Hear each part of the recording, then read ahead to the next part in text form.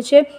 આજે જો આપણે એના પર વિશ્વાસ કર્યો છે, પ્રભુ ઈસુના નામ પર જો આપણે ભરોસો રાખ્યો છે, તો આપણને ચિંતા કરવાની જરૂરત નથી, આપણને નિરાશ થવાની જરૂરત નથી, કારણ એ પરમેશ્વર આપણી સાથે છે। અને એણે શું કહ્યું કે ચિંતા કરશો નહીં, પરંતુ તમારી શું સમસ્યા છે, તમારી શું વિનંતીઓ છે, તમારા જીવનની અંદર શું પ્રોબ્લેમ છે, તો એ તમે પરમેશ્વર પાસે જાઓ, એને તમે જણાવો અને આભાર સ્તુતિ સાથે, મતલબમાં ચિંતા કરતા, બડબડ કરતા, કુરકુર કરતા, નિરાશ કરતા, આભાર સ્તુતિ દ્વારા પરમેશ્વરને તમારા જીવનની અંદર કરેલા ચમત્કારોને યાદ કરતા, પરમેશ્વરે તમારા જીવનની અંદર જે તમે જ્યારે પ્રભુ પાસે